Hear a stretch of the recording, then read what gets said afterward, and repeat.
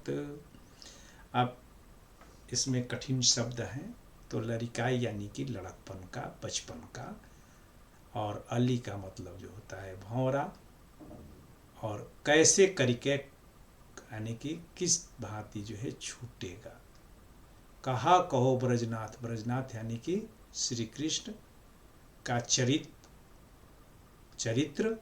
अब अंतर्गति, अंतर्गति यानी कि अंतर, मन या अंतर की जो है गति यानी कि चित्त की जो है गति, मन की गति, यूं लूटत यानी कि लुट जाना, लुटना, लुटने के संदर्भ में। चंचल चाल मनोहर चितवनी, मन को हरने वाली चितवनी का मतलब जो है देखना, चितवन का मतलब जो है आँख, और चितवनी का मतलब देखना।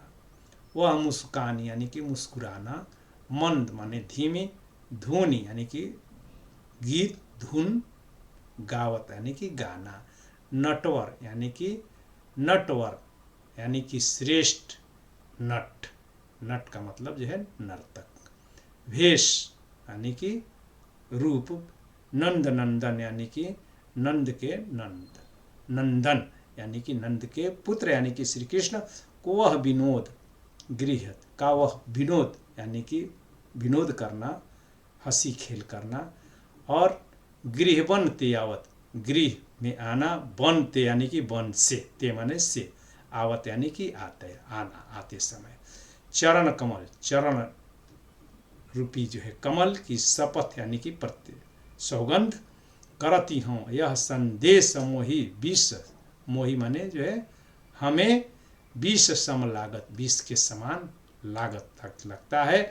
असुरदास मोही निमिष, निमिष जो है समय का एक मापक है, जिसको पल भी कहते हैं, क्षण कहते हैं, यानी कि जितना जो है पलक झपकने में यानी कि निमिष यानी कि पलकों के झपकने में जितना समय लगता है वही निमिष कहलाता है।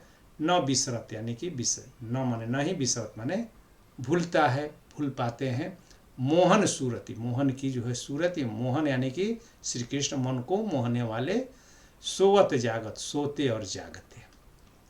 अब इसका जो है प्रसंग क्या है कि उद्धव तो गोपियों को कहते हैं कि विषय वासना को त्याग करके योग को अपनाओ। अब गोपियां योग को धारण नहीं कर सकती हैं, क्यों? उसी विवस्था का इसमें वर्णन है।